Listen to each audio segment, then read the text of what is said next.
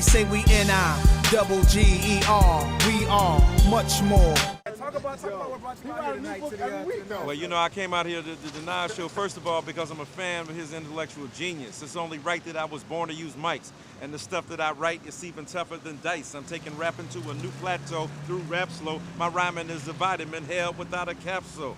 A smooth criminal on beat breaks. Never put me in your box if you issue tapes.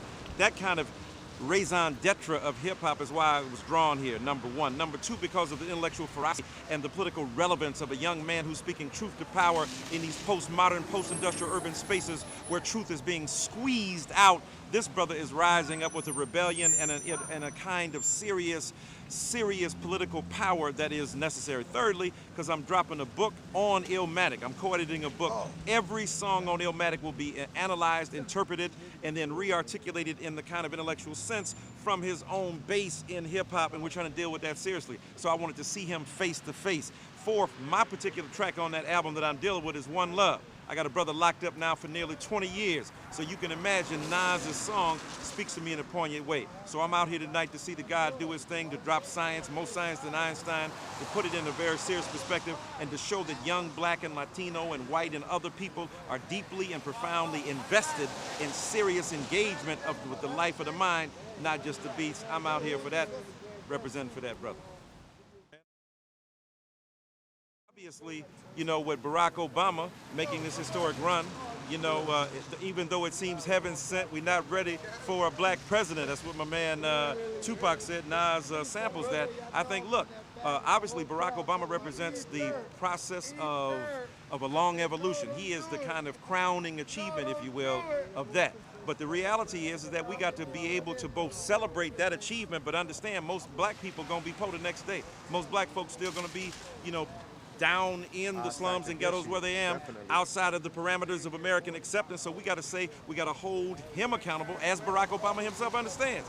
He said, if Martin Luther King Jr. were alive, he would not endorse my candidacy. He would get America to hold me accountable. So we have to extend that prophetic tradition that Barack Obama himself understands about the Kingian prophetic tradition. And I think hip-hop at its best ought to hold account to not only presidential figures, to those in the Senate, those in the Congress, and across the board, black leaders, white leaders, and Latino leaders, and whoever.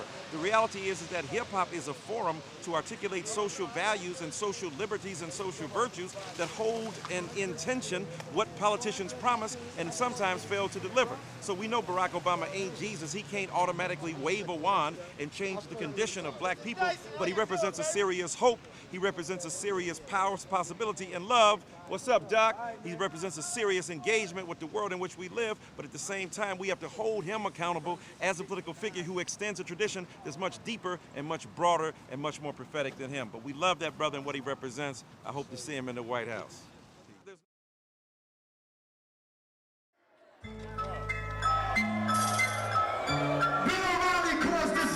Music.